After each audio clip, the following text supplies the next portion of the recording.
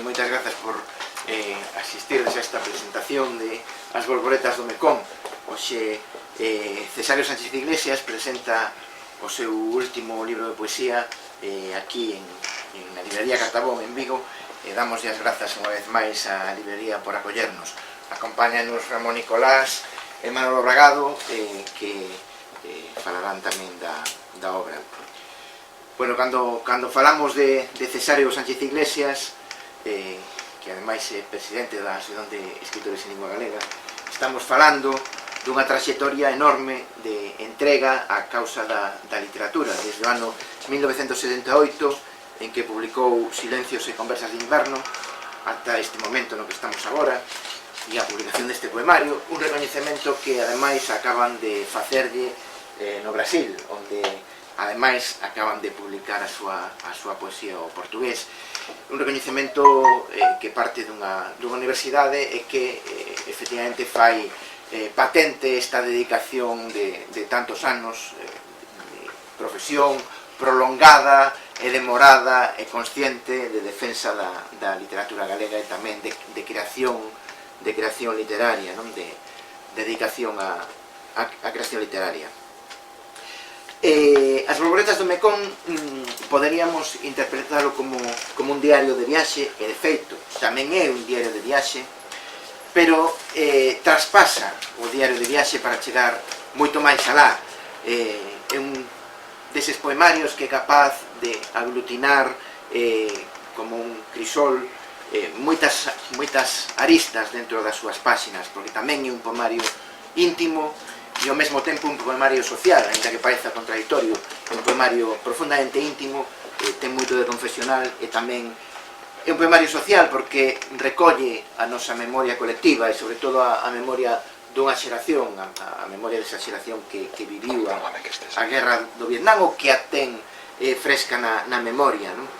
Así que un libro pleno de moitísima vitalidade inmensa, que está viaxando por acontecementos que están na nosa historia recente, pero tamén vistos desde unha óptica moi persoal, non?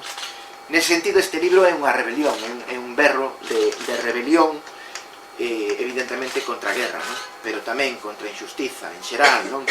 É un berro, que construe o poema desde a dor, a conciencia do que sucedeu, da conciencia do que quedou, e tamén desde esa cicatriz intelectual que un acontecemento así provoca nas persoas, non? Sobre todo nas persoas que o viviron, que teñen memoria para lembralo, non? Así que estamos diante dunha reflexión poética crítica, evidentemente, que se configura tamén como filosofía da vida, non? Aquí hai moito do pensamento intelectual de Cesario, non? E é unha filosofía da vida construída, feita a través desa metáfora do río Mekong, que é un río inmenso, un río revolto, e iso tamén é metafórico, porque eu nunca estive ali. Así que só podo decir nun sentido metafórico, coñecido como o río dos ríos, ou como o río dos 9 dragóns, non? Que percorre non só a boa parte do territorio asiático, sino todas e cada unha das páxinas deste libro, non? O que, desde logo, podemos decir é que non todos os días hai un poemario así, escrito con esta intensidade, con esta vitalidade, non todos os meses hai un poemario así, nin tampouco todos os anos, non?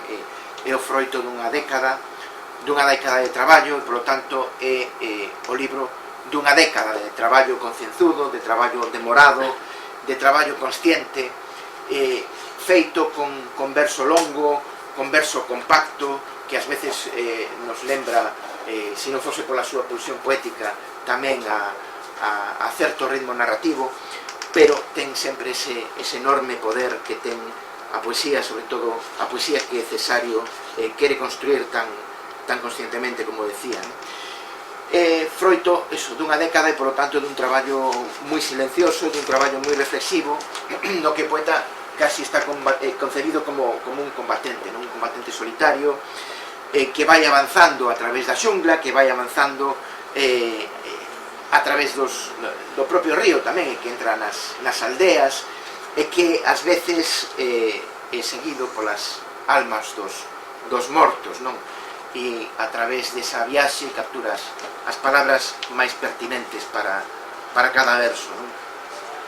Este Bolboretas do Mercón, que leva como subtítulo Cadernos de Indochina, efectivamente un caderno de viaxe por Indochina, como decía antes, cheira, e non podía ser de outro xeito, a Napal, non? Ese Napal pegañento e horroroso que as persoas que o viviron describen como pegañento. A lectura deste poemario contaxia a febre da malaria, así que hai que ser arriscados para atreverse a lelo, ou polo menos causanos unha certa sensación de enfebrecemento a medida que imos percibindo todo o que imos metendo naqueles lugares nos que Cesario nos introduce, imos escoitando enfebrecidos ladaíñas budistas, pero ao mesmo tempo esas ladaíñas budistas se combinan con algunhas músicas como Jimi Hendrix, como Bing Crosby ou como Bob Dylan, que están aí e que pertencen a nosa cultura, a cultura occidental, non as ladaíñas budistas, non? Pero nese contraste entre Oriente e Occidente, entre a nosa cultura e a cultura asiática, está ao mesmo tempo non só un paralelismo, ou está sobre todo un paralelismo, porque hai diverxencia, hai diferencia, pero tamén está a solidaridade e está a coincidencia, non? E, polo tanto, Oriente e Occidente xúntanse e danse a man. E danse a man en calquera caso, danse a man cando escoitamos, por exemplo, con esa forza tronadora da música de Wagner, as aspas dos helicópteros de Apocalipsis Now, cando percibimos as latas oxidadas da Coca-Cola, que ali son o símbolo da pobreza, para nós non. Cando intuimos, como nos transmite Cesario, que Martin Luther King está na sombra dun soldado preto que caeu, ou cando podemos entender que o campo da rata coruñés podería aparecer nun barrio solitario de Saigón, ou non tan solitario, nun barrio de Saigón, onde se cada desemboca o Mekong, onde o Mekong fai esteiro, ainda que non o faga precisamente ali, non? E onde as almas dos guerreiros mortos aletean como bolboretas, as bolboretas do Mekong, esas bolboretas que definen a viaxe por todo o libro. Decía que o poeta é un combatente, efectivamente, e un combatente solitario que vai aprendendo da viaxe, que vai dándolle forma a viaxe coa súa propia experiencia, pero tamén coa memoria, con esa memoria, non? Que atesoura. E a viaxe é unha viaxe tamén de conformación e de aprendizaxe, non? E avanzando a través do río, avanzando a través da xungla, das aldeas, dos arrozais, o poeta vai espíndose, vai quedando sen roupa ou coas palabras necesarias, máis ben, con esas palabras que nos levan o esencial, e con iso é capaz sobre todo de lograr algo fundamental, que comprimir o tempo, non? Apreixalo, ralentizalo e xogar con el para esnaquizalo, para romper o tempo, non? E entón escribe precisamente porque a lembranza que se fai presente lembra e queima tanto como as augas do río, non? E todo isto fai no Cesario violentando a sintaxe do libro a través da puntuación, pero tamén convertendo todos os verbos dos poemas en adxetivos ou en adverbios, en sustantivos ou en adverbios, e conseguindo un ritmo que nos fai avanzar de forma imparable, non? Ademais, erguéndose en cada emboscada, en cada lugar onde cae o napal, onde se pode cheirar, onde está esa sustancia pegañenta, e o verso avanza imparable e fai que nos ergamos, non? No ano 2013 Cesario publicou Caderno do Nilo, foi un poemario que tivo o premio Losada Dieguez, que, como sabedes, se concede a mellor obra literaria do ano. Foi, digamos, o primeiro chanzo de Cesario nunha experiencia de viaxe semellante a esta, e agora retorna coas borboletas do Mekong, que é unha viaxe a través da solidaridade. É un libro no que a solidaridade ten un enorme peso, pero tamén da solidade da palabra, da solidade dos feitos, da solidade da viaxe, tamén da memoria, e como non da rebelión e da confesión, que é o que lle dá o libro ese ton íntimo que é capaz de ofrecernos o seu estilo máis puro, máis nítido e máis brillante. E remato xa, é un libro que fala desde a ferida da conciencia e tamén desde o compromiso da beleza, e son os dous factores que determinan a esencia do que este libro que podemos atopar nele. Nada máis, sen dúbida un libro dificilmente repetible. Moitos parabéns a Cesáreo e moitas grazas a todos por acompañarnos, reiteradamente a Librería Cartabón e a Manolo Ragado e a Ramón Nicolás que nos acompañan hoxe.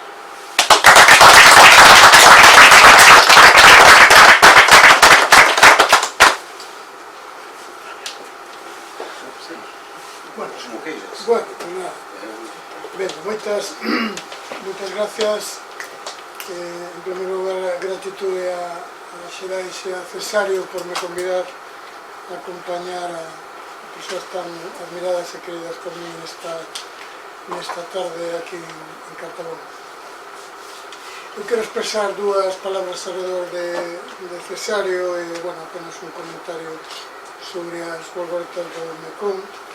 Un libro potente, un auténtico requiem por Indochina, que podría ser probablemente tamén outro título para o libro, por esas terras de sangue do río Mekong, que continúa un proxecto poético e editorial moi singular na literatura galega. Realmente este é o segundo un proxecto que agardemos que teña vizosa continuidade, que, polo menos en este momento, debe estar traballando en 3 libros, o tempo en 3 cadernos deste tipo de Cesáreo Sánchez Iglesias, que é como antes xa sinalou Fran, un membro destacadísimo da xeración dos 80, e que o pasado ano celebramos 4 décadas da publicación do seu primeiro libro.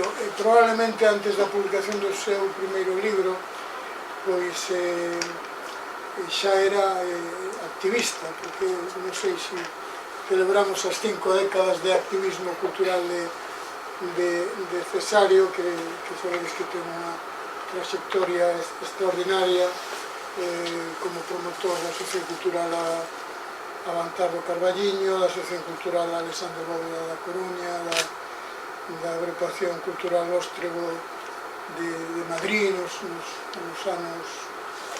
nos anos 70, ou como todos coñecemos, presidente dende hai 15 anos da ELGA. En esa medida, Cesáreo é un activista poeta, un poeta activista donde dificilmente podemos diferenciar as súas condicións.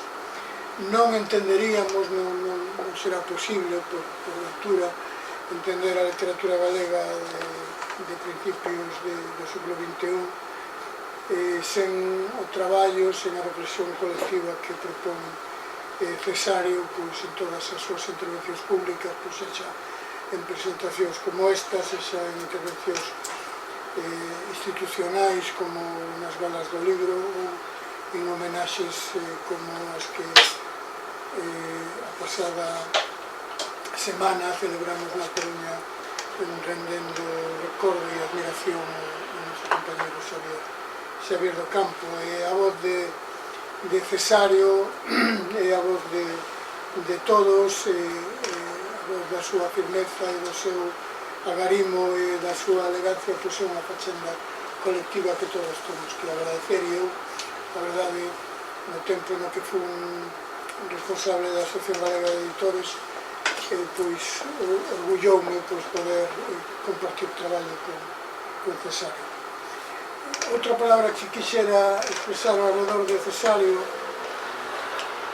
xa especificamente na condición de poeta, é que, claro, estamos diante dun autor de case 20 libros individuais, un autor que vai traballando devagariño fora do rebumbio da sociedade literaria, a pesar de que el representa, digamos, institucionalmente o conxunto dos creadores textuais galegos, e iso creo que é algo realmente difícil e complexo que el consigue, ¿no? Un traballo polo que mereceu diversos premios, e como antes Fran comentaba, pois hai apenas 15 días en la Universidade do Ceará, na Universidade Estadual do Ceará en Fortaleza, no Brasil, recibiu a medalla Alberto Nepomuceno ás Artes. Eu preguntei antes quen é Alberto Nepomuceno, pode comentarvos el, un músico brasileiro, e que tamén é un orgullo, pois un melómano como é Cesario, pois que reciba un galardón deste carácter polo conxunto da súa obra poética en lingua galega, que iso é moi importante, e con motivo tamén da publicación en portugués no Brasil do Caderno do Nilo. E o Caderno do Nilo, coa que comezou a súa colaboración con Xerais no ano 2013, é unha obra coa que da que forma parte pois este proxecto común ao que me refería ao comezo. É un proxecto que formalmente podemos denominar de poesía de viaxe, pero é algo, pois, como tamén antes expresou Fran, pois moitísimo máis complexo. Eu recordo que na primeira presentación do Caderno do Nilo, que fixemos no ano 2013 na Coruña, foi Antía Otero quen presentou, e identificou o Caderno do Nilo como unha crónica, unha escrita periexética, que nada ten que ver cunha guía de espazos e dos lugares visitados, e moito máis coas funcións da mirada e da escritura. Creo que probablemente a partir de aí creo que se construye este proxecto literario poético tan ambicioso, que chamado a marcar un cito na poesía galega, condición a que eu engadiría, sobre todo con estas obretas de Mezón, o traer a luz a memoria tamén. Creo que a ollada, a escritura e a memoria que se fusionan. En definitiva, tanto aquel libro Caderno do Nilo como este Caderno de Indochina que hoxe presentamos en unha viaxe como experiencia de escritura e de memoria, que probablemente esas dúas condicións estén presentes pois tamén nos futuros cadernos que harán, podemos que sexa o caderno da India, o caderno da Ruta da Seda, o caderno de Xapón, bueno, en fin, aí están as viaxes, están en marcha, e me imagino que a escritura e a reflexión igual en ese proceso de depuración co tempo, coa memoria pois en marcha. E xa por último, para rematar, un comentario sobre este Requiem por Indochina. É froito da experiencia da viaxe, indudablemente, unha viaxe concebida primeiro como unha experiencia física, é dicir, aquí eu creo que o latido do camiñar ten importancia, é dicir, ten importancia pisar os espazos, ten importancia tamén a fotografía e o recordo da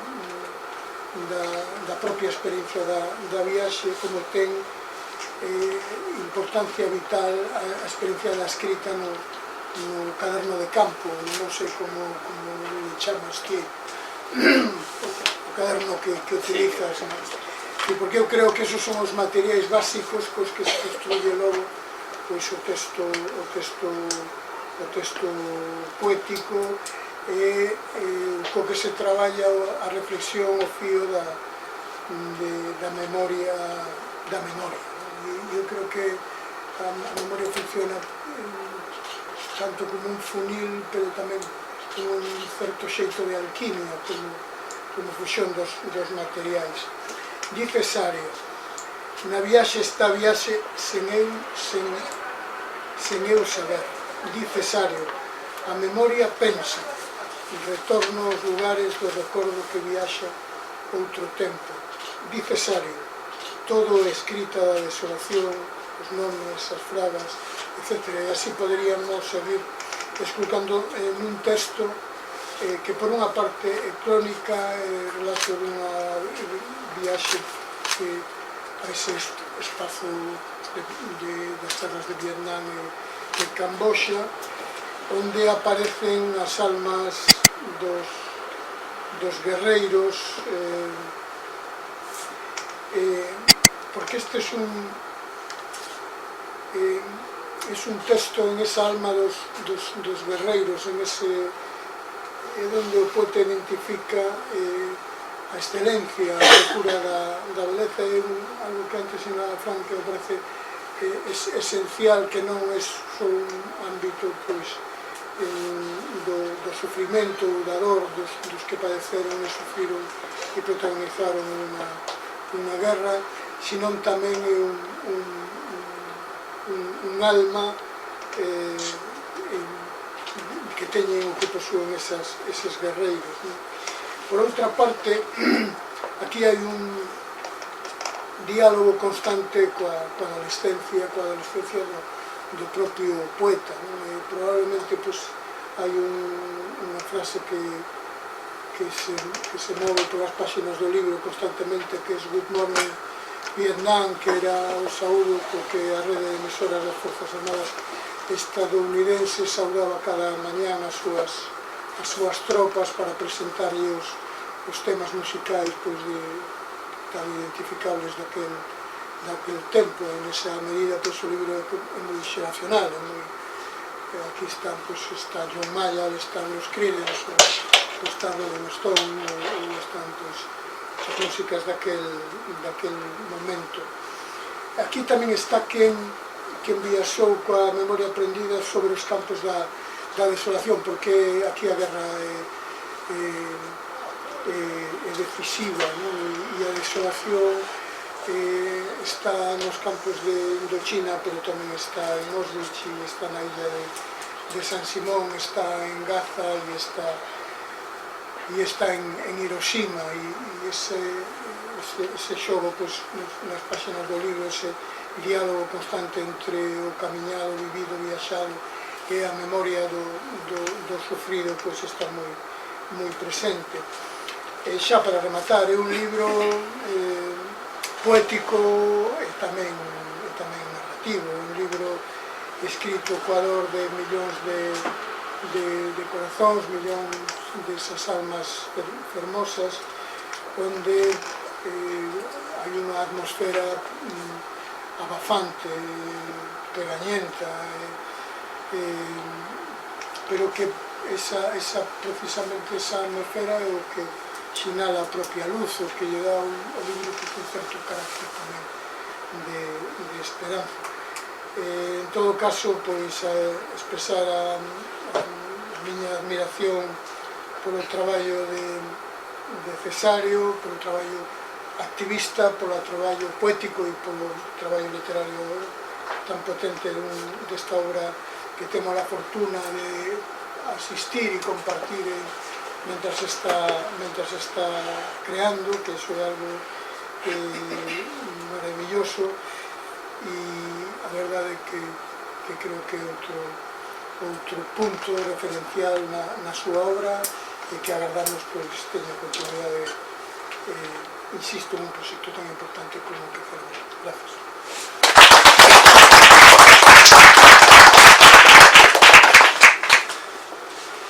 Boa tarde. a miña gratitude a Cesario por querer contar comigo neste acto, a librería Cartabón, xa moitas veces a miña primeira casa, unha segunda, e por acollernos unha vez máis a todos nesta presentación, evidentemente a Manolo, a Fran, a amigas e amigos. Eu vou vos pedir disculpas inicialmente pola reiteración inevitable que vou comentar aquí, que vou ler con este pequeno discurso que preparei, con moitas das afirmacións que aquí se puxeron en riba da mesa. Supoño que é inevitable porque os tres presentadores temos determinadas confluencias no que respecta á lectura. Solicitadas logo esas disculpas, paso a lervos un texto breve que preparei para hoxe. Eu parto do feito de que creo que chega esta presentación, inda que as bolboretas do Mekong xa se publicasen hai algún tempo, en moi bo momento, porque os libros non teñen idade, os vos libros aínda menos, e desde logo non deben de someterse ás ditaduras do mercado. Eu por iso agradezo que chegue neste preciso momento, porque, como comentaba Manolo, Cesario acaba de retornar dunha viaxe importante, dunha viaxe cuxa celebración se me ofrece como un argumento de peso para insistir, agora públicamente, nun lugar común casi que defendo cando me resulta posible e que fixen nas últimas recensións dos libros de Cesario, porque, volvo a reiterar, moi probablemente Cesario nunca demandaría isto pola súa modestia, pola súa humildade, pero é evidente, porque se fixo público, que ven de protagonizar ese acto importante no que a Universidade Estadual do Ceará pois lle entregou esa famosa medalla a Alberto Nepomuceno na categoría de mérito artístico no campus Itaperi, presidida polo reitor Jackson Sampaio. E o fío deste acto, dicía, celebrado hai moi pouco tempo, rescato a afirmación de que a mellor homenaxe que se lle pode facer a Cesario é lelo. Eu diso non teño ninguna dúbida, pero creo que este recoñecemento que ven de fora que de dentro, porque o Brasil e Portugal, ao fin e ao cabo, son países irmáns, pois, de algún xeito, lévame á conclusión que resulta certamente incomprensible que os libros de Cesario non se saúden coa precisa equidade e xustiza de alguén, como se citou aquí, que hai xa 40 anos que publicou o seu primeiro poema e o seu primeiro libro de poemas, e que publicou 19 libros desde aquel Silencios e Conversas de Inverno do ano 78, do que aquí xa se falou, recensionada no seu día, por certo, por Celso Emilio Ferreiro. Un autor que conta cunha presenza en escolmas poéticas contemporáneas, históricas da poesía galega, casi con máis de 30 títulos. E por si fose pouco, insistiu Manolo nisto, estou moi de acordo, dedicou boa parte do seu tempo a traballar no seo de organizacións de carácter cívico, cultural e sindicais ao servizo do país. Eu estou certo que con 20 ou 30 Cesarios o noso país e a nosa cultura sería hoxe moito máis culta, moito máis libre, máis democrática.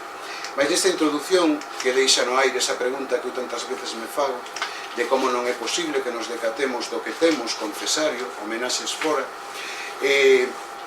quería falar brevemente de outra faceta de Cesario que non é a de poeta, que logo me referirei, nin de autor das bolboretas do Mekong, nin do activista cultural, que moitas das persoas das que estades aquí coñecedes, e se non conxecturades. E a da faceta do Cesario máis próximo, desa persoa da que eu sempre destaco a súa xenerosidade, a súa comprensión e o seu espírito aberto e dialogante. Elementos que tal vez hoxe coticen a baixa, pero que eu considero relevantes porque perfilan o que realmente é importante nunha persoa.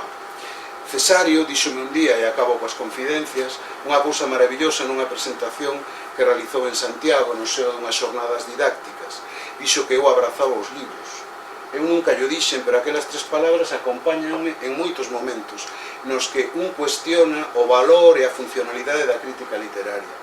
E penso que se Cesario manifestou o que manifestou, é para min unha obriga seguir facendo e facendo o mellor que estea nas miñas mans. Por iso, públicamente, quero aquí darlle as grazas a Cesario, aproveitando esta ocasión, por as palabras de alento, e tamén porque é sabedor da relevancia que ocupa a crítica no sistema literario galego, porque coñece os seus problemas de invisibilidade e as súas dificultades de desenvolvemento, que en tantas ocasións aínda se expoñen nunha clave de resistencia. mais corresponde xa fora disto falar deste libro.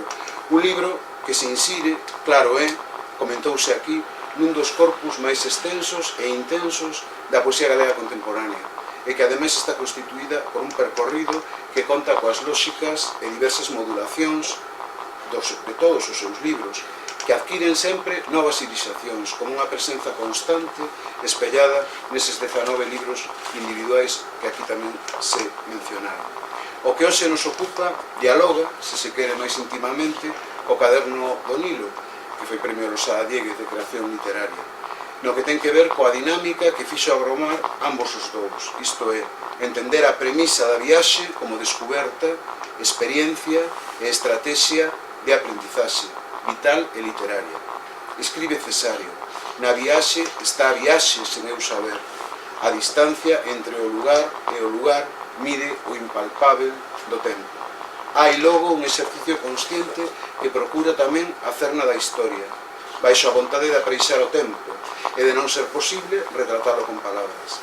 A memoria da viaxe é a memoria persoal articulada in situ, pois o grosso do libro paréceme xorde naquele espacio, male a que os poemas, como é costume no autor, se redefinen e ordenan máis tarde, sen que por iso se prive da sensación de espontaneidade e de proximidade.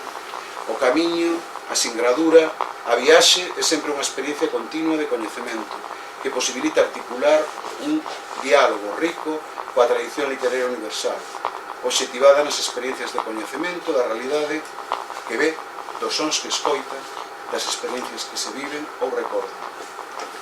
Hai dúas afirmacións que Cesario deixou escrito un día e que hoxe traio aquí como eixe, se se quere, tamén deste libro. O primeiro fai referencia a cal era a súa ocupación preferida, o que contestou escoitar os sons da natureza en silencio. E a outra era unha resposta diante do feito militar que admirase, o que Cesario contestou: a autodefensa do pobo vietnamita, os Vietcong, que están aquí neste libro tan presentes. En efecto, non hai máis que asomarse a este libro que hoxe presentamos, tamén o caderno do Nilo ou o tempo transfigurado, para constatar que está aquí unha voz que escoita en silencio a natureza, mas tamén escoita e transmite unha visión do mundo, particular e senlleira. O tempo, esa outra admiración que comunicaba, adquire unha presenza palpable, transfigúrase nunha das liñas de sentido que goberna este libro, construído a lume lento, ao longo de 8 anos. Algo que vai alén do universo desvelado de Indochina, pois circula por estas páxinas unha reflexión sobre o propio paso do tempo e sobre aquilo que percibimos e das consecuencias dos enfrontamentos e dos xenocidios rescatados do fardel da memoria, pois é esta, de algún xeito, a sustancia nutricia de todo o libro, tal e como a podo entender.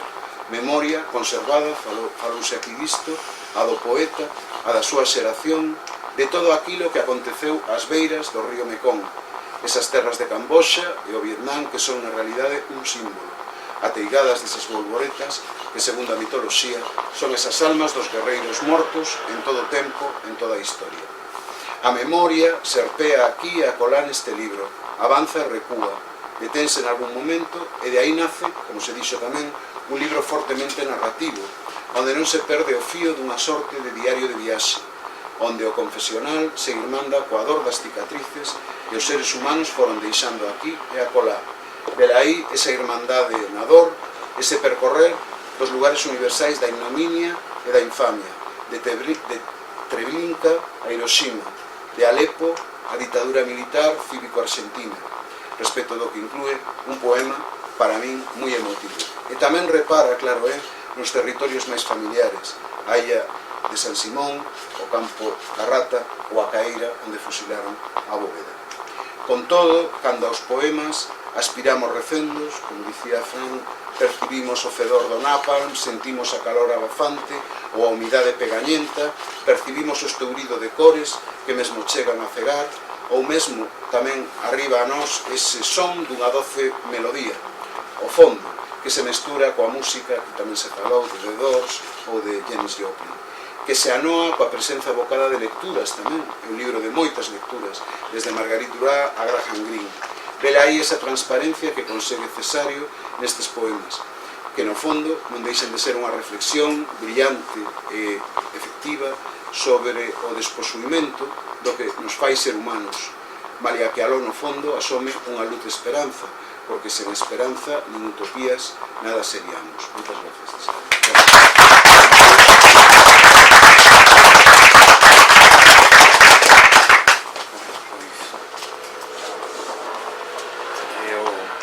Fermoso así de escoitarvos é que un tamén vai descubrindo o libro, non? Dicer, aí non ten conciencia, non? De aquilo que pode ter vontade de facer un determinado poemario, pero logo entra a vida polo medio e desfai todo e reordena todo, non? Estive 8 anos con el, deixando, collendo, porque había veces que non era capaz de soportar, non? Cousas tremendas, non? Como en Vietnam a guerra ahora é menos evidente, pero sí sigue sendo moi evidente e siguen sufrindo o mesmo, por exemplo en Camboya. Os nenos, todo o tema dos nenos, non pode soportar moitas cousas, pero ante a vulnerabilidade dos nenos acaba sendo derrotado, non? Iso Camboya aínda está moi presente, non? E mesmo o feito de que os campos de tortura estivesen nunha escola infantil, os dibuixos nas paredes e ver aquelas celdas, é dicir, son momentos que están todo como moi en carne viva, e co cal un pois ten que de cando en vez sair do poemario para poder recuperar as forzas, non? Foi un libro que fixen o caderno finalmente, quizáis porque me parecía injusto, non o titulei ou subtitulei Requiem pola Indochina, por toda a esperanza, non, que hai ali. Entón pensei que era injusto. Oriana Fallaci dicía como será, ela que foi correspondente de guerra, dicía como será Vietnam sin guerra, que fermoso será este sitio. Ela que chegou a subir a bombardeiros, non? Estar eses xornalismos, bueno, acabouse un determinado xeito de facer xornalismo co propio Vietnam. Desde entón non permiten, é dicir, as guerras agora entran dentro do relato da ficción, é dicir, Irak, se lembrades, eran fogos de artificio, Siria non vemos, é dicir, ver unha foto como a do Napal ou a da anciana que lle poñen a pistola nas tempas, hoxe sería inviable, non? Vietnam, hoxe, Vietnam tamén descubro, por exemplo, que Marguerite Duras para mí é unha escritora vietnamita, en francés, pero ela está formada naquele territorio e esa tensión de frase breve, tensa, como corda de violino que digo eu, é dos propios de ali, non? É un país de poetas. Según fun avanzando no libro, foiseme transformando, porque foi emerxendo de maneira potente, moi potente, todo o papel da muller como combatente, non? Tiven que seleccionar moito as miñas leituras, buscando leituras de eles, non? Buscando leituras, sobre todo os cadernos. Sempre separo entre o que é o soldado e o combatente, non? Porque son os soldados que van indo ali sendo persoas e a guerra os convirte en verdadeiros monstruos, non? Tamén son preparados para eso. Si vichedes a chaqueta metálica, creo que era, dá un pouco como os preparan mesmo para que sintan placer matando, non? Cando enfrente estaban os combatentes, que eran xentes que estaban defendéndose, non? Dicer, as trampas que puñan na selva, as etnias, hai 50 etnias no Vietnam, dos que os Viet son maioría, pero había os Hmong, que eran cazadores de elefantes, é dicir, que eran as etnias, protexían as súas aldeas con trampas, pero o que iba en plan de paz non entraba en ninguna trampa, porque sabía por onde entrar. O sea, todos os que eran da casa iban en plan de paz, podían entrar sin entrar en trampas nese sentido. Intentei comprender como é posible que creo que percorre un pouco toda esa reflexión todo o libro de como é posible que o ser humano deixe de ser humano e se convirta en verdadeiros monstruos, ¿no? Como é posible, ¿no? A guerra está acabada, xa está, digamos, está derrotado o exército norteamericano, pero a guerra sigue, e sigue matando xente porque estaban dando tempo fora da opinión pública derrotar ao Partido Comunista de Indonesia, que tiña máis de 700.000 afiliados, e a consecuencia disso houve un xenocidio de uns 3 millóns, pode que sexan máis, non se sabe, non? Seguían bombardeando, seguían matando, deixaron o 20% da terra morta, botáronse 4 veces as bombas de toda a guerra mundial, a segunda guerra mundial. Entón, na viaxe había dúas realidades. Vivías nunha casa, dormías, as casas que aquí sería unha casa rural, había que acollían a viaxeiros, e quen facía o xantar pois era a boa, tiña a edade das combatentes de Vietcong, e quen sabía inglés e se relacionaba era a neta.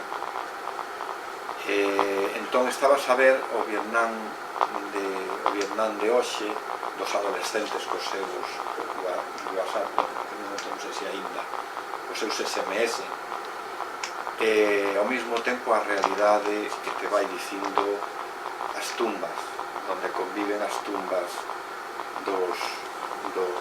da xente popular que nos eiros enterra aos seus mortos, unhas tumbas así, con algo de altura para que as inundacións, os campos chopados do arroz non há, e ao mesmo tempo están soterrados os combatentes. Entre as cousas que un ten para poder entrar a un pobo, coñecelo culturalmente, a súa cultura, os seus mortos era como a nosa Santa Compaña, é dicir, os mortos están aí e viven. Todo combatente, cando marchaba de casa, sabía que morrera no lugar que morrera ia a ser soterrado finalmente na súa aldea natal, porque había compañías específicas que iban á selva, se un morría nun lugar apuntaban onde estaban, se o podían levar o levaban, se non o soterraban naquel lugar, e cando podían volvía e o levaban á súa aldea natal.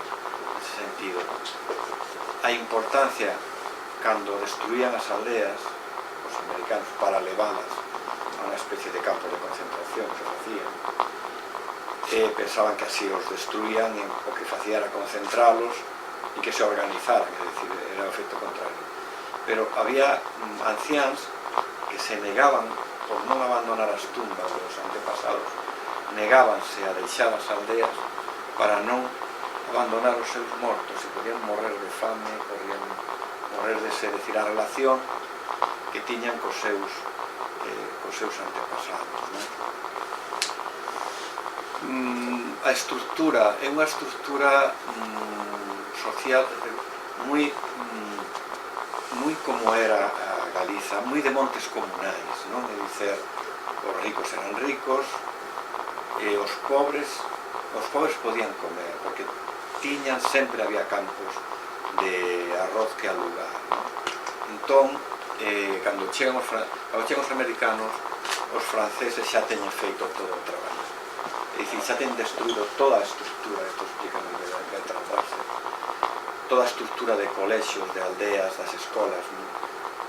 Todo Vietnam era un lugar culturalmente moi forte, a estructura era como a chinesa, para entrar na administración facía o sistema mandarín, de feito a ruta Ho Chi Minh percorre todo Vietnam como percorría a ruta mandarín, que era a que facían os que ian a examinarse a corte, a UE, para poder entrar a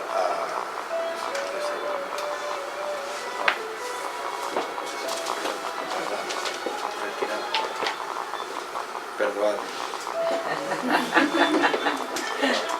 Nunca pensé.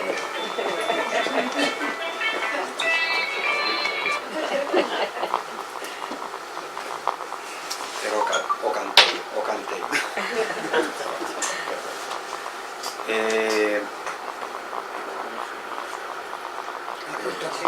A ruta manda, decir, na estructura escolar, non? Dicen os americanos xa a estructura escolar está destruída, cando chegan. Fan cousas brutais como levan o caucho, sustitúen o arroz polo caucho, entón poderían comer pouco ou moito os pobres, pero comían arroz polo caucho. Entón chegou a haber 1 millón de mortos nun ano polo cambio de cultivos que fixeron os franceses. O que si aconteceu para Indochina é que tiñan a Arxelia como referente e como, digamos, como elaborador de pensamento anticolonial, etc., que os formou un pouco a todos. O norte ten moita relación coa cultura chinesa, independízase de China no ano 1000 e algo, unha emperatriz é a que independiza a China, é capaz de manter o exército e a nobleza con ela, é a que independiza, e logo mesmo vanse descubrindo todas as poetas clásicas que son mulleres, que se pensaba que por pseudónimos ou por formas que eran homes, pero en realidad eran poesía de mulleres.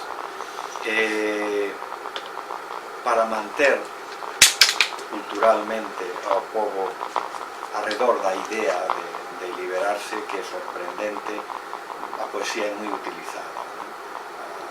As escolas funcionaron, é unha cousa que teño comentado, durante a guerra, Ho Chi Minh está mobilizado todo o povo, non?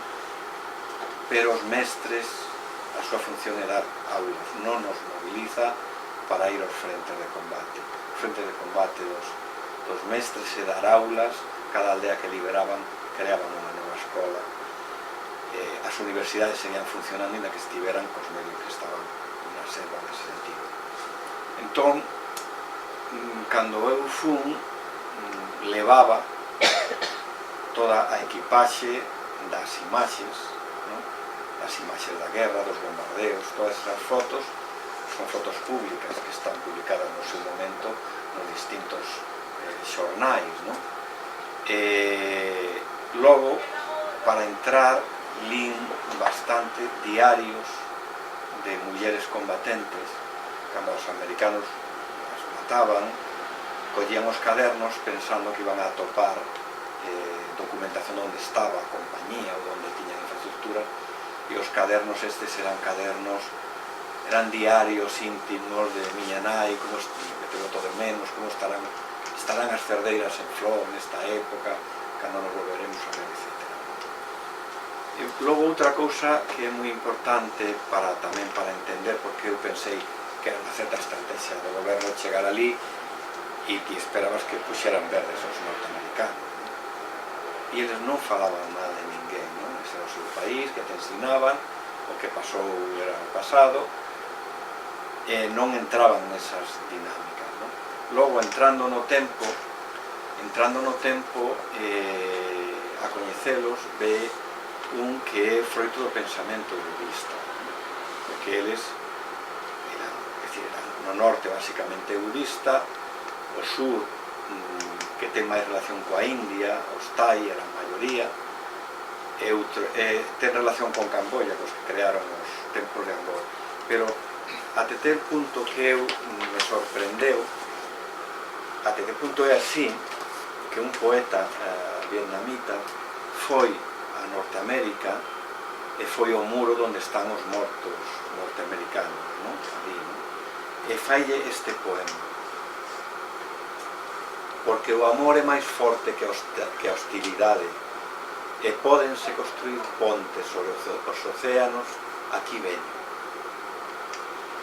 Porque nunca regresaches, e eu si, aquí veño. É dicir, que cousa tan impresionante ir a aquel lugar donde estaban os que mataron os seus pais, a súa familia, etc.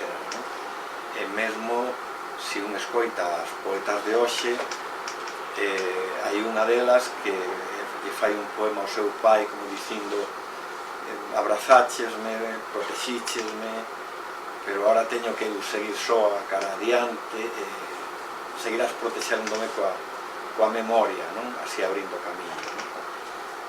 Entón, o primeiro caderno, que é todo de moita impresión da beleza, non? Da beleza que saíron as fotos das illas onde están, se tedes visto a película Indochina, a bahía de Jalón, con eses pasaron 2 noites ali dentro dun xunco, meu Deus, aquí nacen os deuses, non? Porque isto é unha beleza sobrecolledora. Vai ao sur, ve como é posible vivir se chama na estructura soterrada que eles se metían por ali. Hai xente que se mete para ver, bueno, non tes corpo para meterte ali, non é posible. E leí, logo lerei algúns textos, como todo o mundo en esas galerías pues daban a luz, as mulleres saían a entregar os fillos aos avós, que volvían a ver ou non co paso dos anos, non? Todo eso é Vietnam, todo o norte ten 4 estacións, o sur é unha única estación, ainda que o Mekong ten moita presenza. E logo navegar o Mekong, que foi unha experiencia dura, moi dura, porque a outra alternativa era, claro, coller un cruceiro, que hai algún que outro para turistas, pero iso significa pois estar sin a xente, non estar polo medio da xente nese sentido. Como digo, foi a única vez que estive nese imperio físicamente, porque é unha lancha con moitísima xente e ao desembarcar en Camboya casi vamos abaixo nun sitio que un día o ser humano, como é posible que viva nestes territorios tan hostiles, e veías os nenos xogando unhas barquiñas que son como unhas jofains, unhas pelanganas enormes, xogando felices ali. Ti estabas ali a 45 a sombra, era inviable vivir ali. Bueno, eu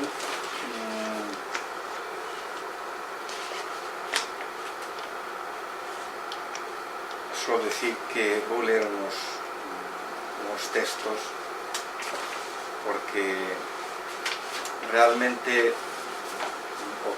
a conclusión que os sacaba é que Estados Unidos perdeu, porque culturalmente iso que levou a toda a cultura do Occidente, toda a colaboración da prensa, que cando a balón pasado beso que dicía a prensa, non todos eran pacifistas, sino a prensa, os xornalistas iban ás 5 da tarde, que cando o Pentágono decía morreron tantos comunistas e non se cuestionaban. É dicir, coñecemos o de Apocalipsis Now, o guión que participou un xornalista que dos poucos que se atreveron a pensar por conta propia ali.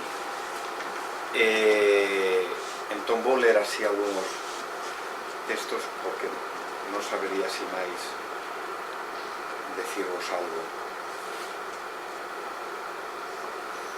No aquí a soidade da terra, e no acolá a xungla, altas montañas, e máis lonxe séculos de laios na noite, viñan de todo lugar. Toco eu hoxe as paredes daquela noite oscura. Grandes chairas enchoupadas iluminan o delta do Mekong, coas súas vaguas de barro. Ten corpo de cabaliño de mar, Vietnam, a fértil terra desolada.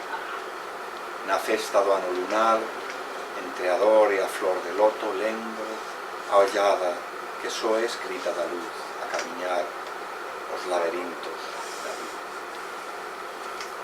A festa do ano lunar é a gran festa que hai ali, non?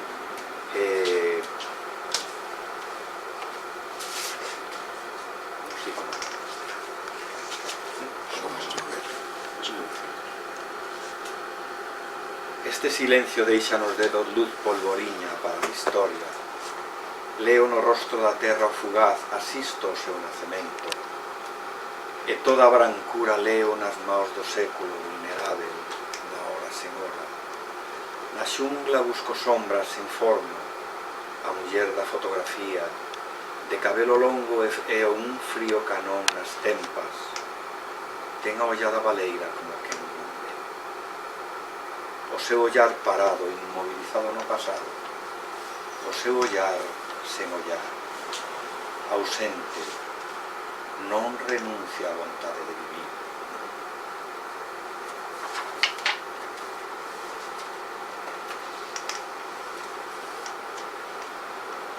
O delta do río Vermello, o invisível da realidade. Hanoi a agardar polo tempo, co seu silencioso transitar, homes e mulleres en bicicleta e peóns, emerxen das imaxes sen voz dos noticiarios como a auga anónima. A terra se facer terra aínda. Hanoi, palabra que digo dorida na miña lingua galega. O tempo fai a cidade.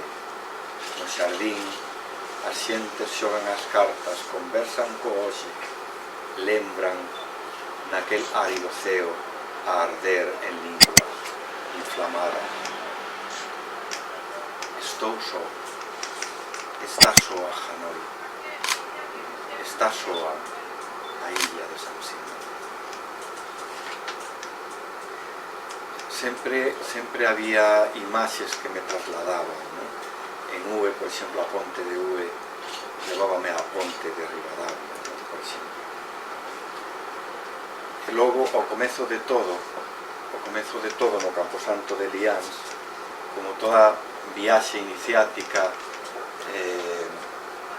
dos libros clásicos, un ten que ir antes da viaxe a despedirse dos seus antepasados.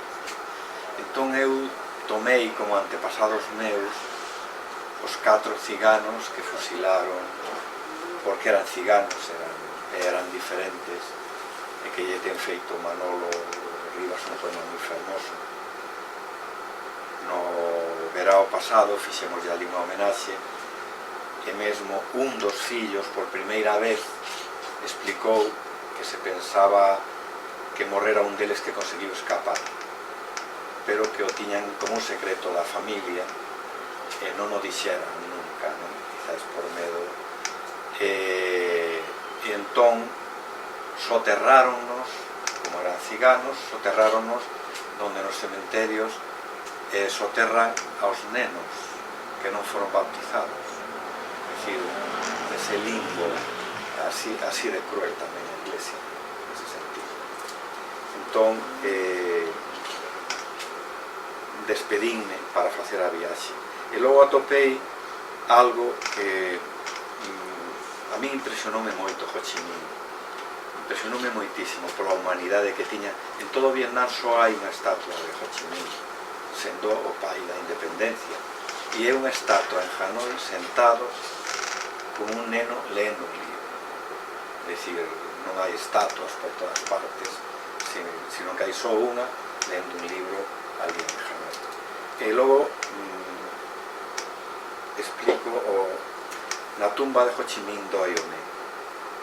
Folle negada a cinza, aínda lle é negada a humana, aquí, lonxe da terra natal.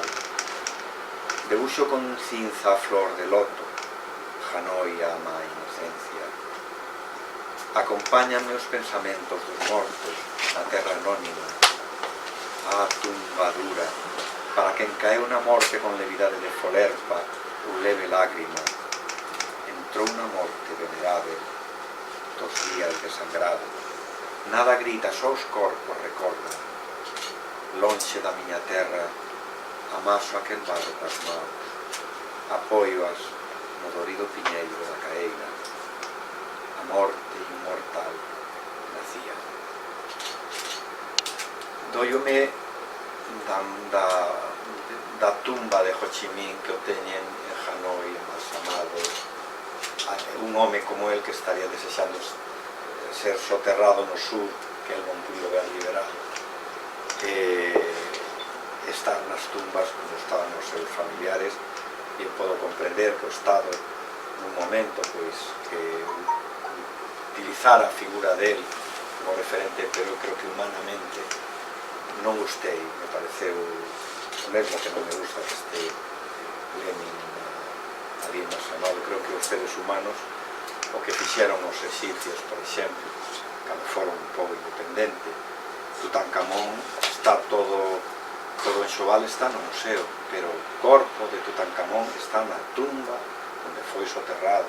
É un ser humano que está ali no seu sitio onde foi soterrado con respeto, e non para ser exhibido nese sentido. Entón, por iso fago o poema e me lembra o lugar de dor de Nagaria.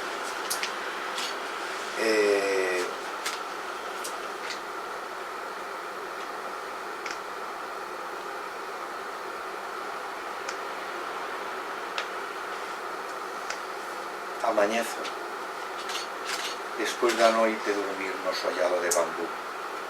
Na aldea de Lac, a hora é de frágil luz, permanece. Grilos a critilar, son eu, lugar dos recordos escritos sobre outros recordos. Arrincadas páxinas de dolida escrita.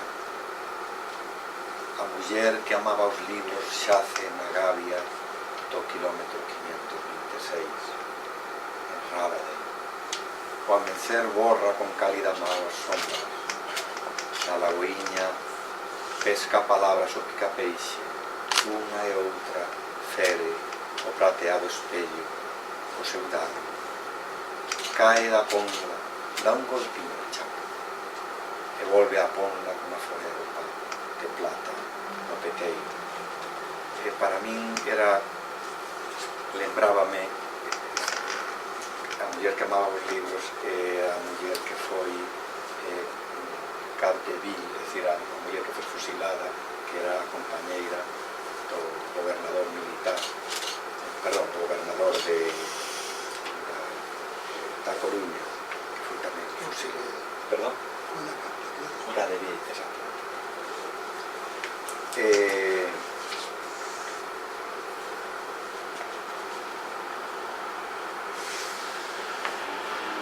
Na Gavia do Outeiro 333, os americanos non utilizaban os nomes, sino que lle puñan nomes ás gavias. Na Gavia do Outeiro 333, os homes ocos lían tebeos de guerra cun sorriso sonomento. Unha tenra anciá senta, dime dos corpos amoreados como ácidos nos cárceles do tempo. Dime que foi dos mortos. Atravesa o tren o día, labregos a pastorear parrulos como a quen pastorea as horas do día indescifrable. Como adiviñar canto tempo leva ferido o tempo? O sangue das súas vendaxes secou, a noite queixase colla de vigorosa. No cemiterio, a terra fala con voces ausentes, os solagados búfalos ou pagarosos, e hilos con tumbas que preguntan a forma da quietud. Avanzar así, rápido, largos.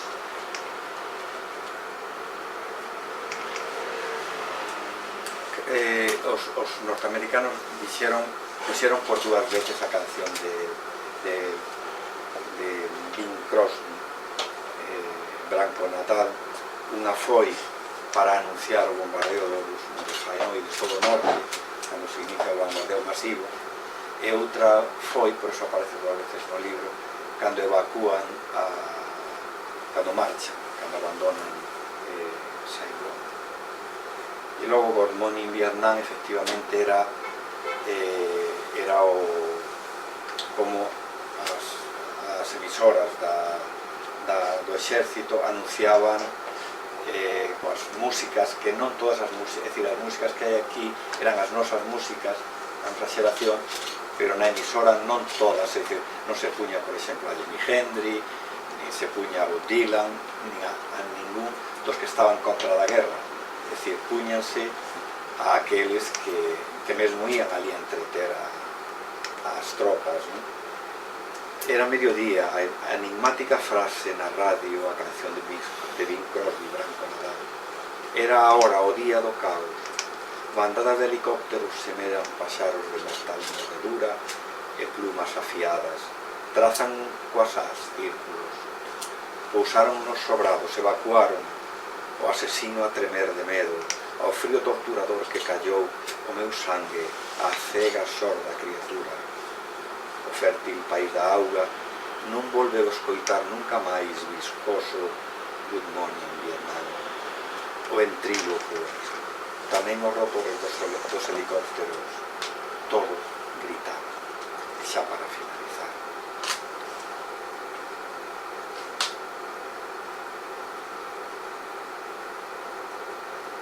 Vou ler un que era por ler algún dos de Camboya.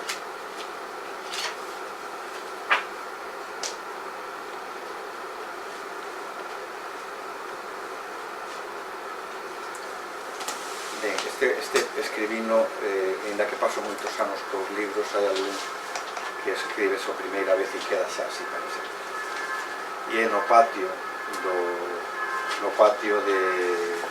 da escola infantil onde estaban os centros de tortura.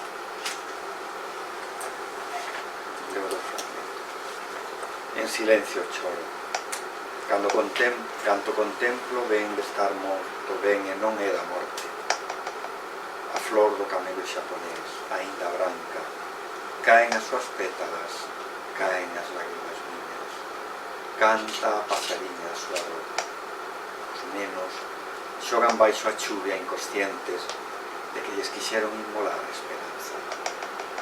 Cantos os nacidos orfos do leite materno aparecen, desaparecen nos meus pensamentos. Non coñezo os nomes. A illa de San Simón, o Lazareto, curaba os seus tecidos corporais. Que oración antiga lles ofrecer no entardecer? Non dou esquecemento, só a flor permanece. Busco a mesa na que escribir a carta. Transito a luz da desaparición, o frío límite entre a luz e a sombra. Levo ás costas o destino. E o último de todo. Volvo ao antes do meu nome. Sempre volvo, coas maus badeiras. Traio tan só unha dor antiga. Os ceos cos cabelos manchados de dourados azules. Na miña praia atlántica, a marea subir rumorosa de silencio, coa exactitude dun reloxo de mar.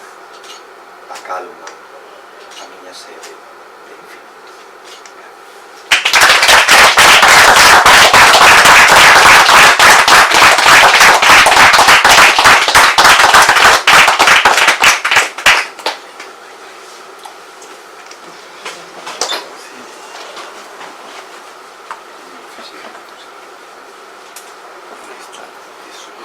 Eso é Los Campos dos Silencios de Camboya, donde recolleron todos os cráneos, osos e tal, e puxéronnos